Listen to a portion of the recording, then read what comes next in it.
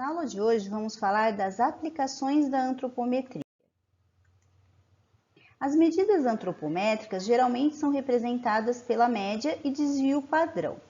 A média é a média aritmética das medidas encontradas. E o desvio padrão é o grau de variabilidade dessas medidas dentro da amostra escolhida, ou seja, o quanto que cada uma dessas medidas se distancia da média. Aqui nós podemos ver uma figura com as diferenças antropométricas para máquinas e equipamentos importados. Então, nós temos aqui, para a pessoa mais baixa e a pessoa mais alta, e em relação à pessoa mais magra, né, e a pessoa com mais massa, com mais gordura, aqui. Tá? Então, aqui a gente vê uma figura com essas diferenças. Existem alguns princípios que devem ser seguidos para a aplicação de dados antropométricos. O primeiro deles seria projetos para o tipo médio. Então, um homem médio ou homem padrão. Poucas pessoas podem ser classificadas como esse tipo médio. Então, uma pesquisa com 10 variáveis medindo em 4.000 pessoas, verificou-se que apenas 1,8% das pessoas está dentro de uma faixa de 30% em torno da média para 4 das 10 medidas. Então, por exemplo, o banco de jardim, ele é feito para o tipo médio de indivíduo. Então, a gente pode perceber que nem todo mundo sentado num banco de jardim se sente confortável. Isso é devido ao fato que ele é feito para um tipo médio de indivíduo. O segundo princípio, os projetos são para indivíduos extremos. Então, por exemplo, uma saída de emergência, né, que é feita para 50%, se a gente fosse fazer por esse projeto médio, 50% da população não conseguiria sair. Né? Então, em virtude disso, é feito para os extremos. Né? Quando a gente verifica os extremos, a gente faz já de acordo com o número máximo de pessoas que possam utilizar. Então, a saída de emergência é um exemplo, um painel de controle é outro, uma escrivaninha é outro, né? Projetar um projeto para acomodar grande porcentagem da população. Então, quando a gente faz projeto para os indivíduos extremos, a gente acomoda 95% da população. Aí, para se projetar nesse princípio, é necessário saber qual é a variável limitadora. Então, por exemplo, aqui, a altura, né, dos batentes de porta, Então, a altura, né, é de 2,10 metros. Então, essa altura, ela vai atender 95% da população, tá bom? O terceiro princípio, projetos para faixas da população. Então, cobrem faixas de 5% a 95% da população, como, por exemplo, né, a numeração de roupas, assento dos automóveis, os cintos que tem furos, então aquela quantidade de furos que tem, cobre, né, 95% da população. Ou seja, se a gente pensar aqui nos furos, né, somente 5% da população que eu precisaria de um cinto maior.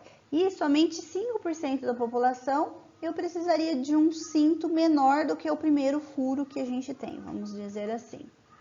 O quarto princípio já seria um projeto para o indivíduo, então produtos projetados especificamente para um indivíduo, como por exemplo, aparelhos ortopédicos, roupas feitas por medidas, né? Pessoas que têm o pé maior, por exemplo, que o tamanho 44, né, 45, às vezes precisam ser feitas sob medidas. E algumas considerações sobre a aplicação dos princípios. Do ponto de vista industrial, quanto mais padronizado for o produto, menores serão seus custos de produção e estoque. O projeto baseado na média é baseado na ideia de que isso maximiza o conforto da maioria, mas na prática isso não se verifica, devido, né, a essas diferenças que a gente tem, principalmente diferenças entre homens e mulheres, né, diferenças em relação ao biotipo. Em relação a medidas mínimas e máximas, em muitos projetos há necessidade de combinar medidas máximas e mínimas de uma população. Como quase sempre as medidas antropométricas de homens são maiores do que as de mulheres, o máximo é representado pelo percentil de 95% dos homens e o mínimo pelo percentil de 5% das mulheres. Ou seja, apenas 5% dos homens mais altos não se enquadram nisso e apenas 5% das mulheres mais baixas não se enquadram nisso. Então, aqui, ó, as medidas antropométricas mínimas e máximas, a gente pode ver, né, para uma pessoa sentada aqui num posto de trabalho. Então, o que vai acontecer, ó? Para essas medidas aqui, ó, C, D, I e J, né? C, que é esse alcance dos olhos, D, né, que é essa medida aqui, I, que é o ângulo aqui do braço, e J, que é essa medida aqui, eles utilizam as medidas mínimas para atender, né, só deixar de atender 5% das mulheres mais baixas. E as demais medidas, eles utilizam as medidas máximas para deixar de atender apenas 5% dos homens mais altos. Aqui nós temos a tabela com essas medidas, então aqui ó, o critério, né? Então a altura dos olhos sentados, eu vou utilizar a medida mínima, né? A altura dos ombros também, e tem medidas que eu utilizo as medidas máximas. Então aqui a gente tem as medidas para 5 e 95% das mulheres, para 5 e 95% dos homens, e a medida que é adotada quando a gente realiza o projeto desse tipo de postos de trabalho. O espaço de trabalho é um espaço imaginário necessário para o organismo realizar movimentos requeridos por um determinado trabalho. A maioria das ocupações da vida moderna é desempenhada em espaços relativamente pequenos, com o trabalhador em pé ou sentado, realizando movimentos relativamente maiores com os membros, com os membros do que com o corpo. Num espaço de trabalho, devemos considerar os seguintes fatores: a postura, que é o fator que mais influi no dimensionamento do espaço de trabalho, o tipo de atividade manual, então os trabalhos que exigem ações de agarramento com o centro das mãos, com alavancas, registros, devem ficar pelo menos 5 a 6 centímetros mais próximos do operador do que as tarefas que exigem a atuação apenas das pontas dos dedos, como por exemplo, pressionar botão. O vestuário, então ele pode tanto aumentar o volume ocupado pelas pessoas, quanto limitar os seus movimentos. Então aqui, ó, a gente tem um exemplo, né, de espaços de trabalho recomendado para algumas posturas típicas. Então, postura em pé, tá? Então a distância que deve haver, né, a distância no posto, né, no mínimo essa distância aqui, para essa altura. Quando se trabalha sentado, então as distâncias recomendadas, quando se trabalha deitado, inclinado, enfim. Então aqui são exemplos de espaços de trabalho recomendados para algumas posturas típicas. Em relação às superfícies horizontais, podemos dizer que a área de alcance máximo será obtida fazendo-se girar os braços estendidos em torno do ombro. A faixa situada entre a área ótima e aquela de alcance máximo deve ser usada para a colocação de peças a serem usadas na montagem ou tarefas menos frequentes e que exijam menos precisão. Tarefas de maior frequência e com maiores exigências de precisão devem ser executadas dentro da área ótima. Realiza grande parte dos trabalhos de montagem, inspeção, serviços de escritórios, entre outros. O alcance sobre a mesa, nós podemos dizer que a área de alcance ótimo sobre a mesa pode ser traçada girando-se os antebraços em torno dos cotovelos, com os braços caídos normalmente. A parte central situada em frente do corpo, fazendo a interseção com os dois arcos, será a área ótima para se usar as duas mãos. Em relação ao alcance de mesa, ainda podemos dizer que a área de alcance máximo será obtida fazendo-se girar os braços estendidos em torno do ombro. A faixa situada entre a área ótima e aquela de alcance máximo deve ser usada para a colocação de peças a serem usadas na montagem ou tarefas menos frequentes e que exijam menos precisão.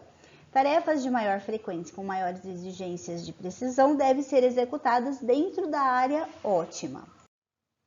E aqui é só um exemplo, né, uma figura mostrando para vocês como se realizam esses movimentos e se definem essas áreas máximas e ótima.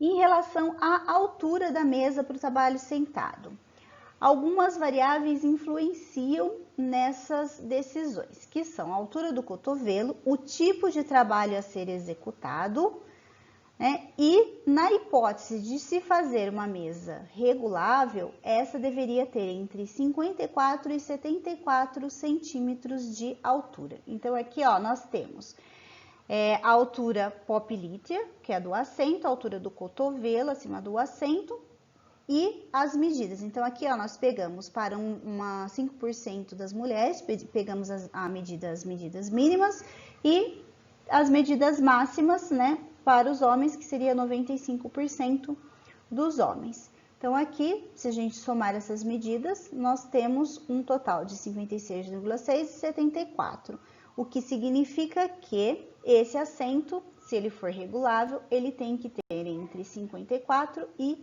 74 centímetros de altura.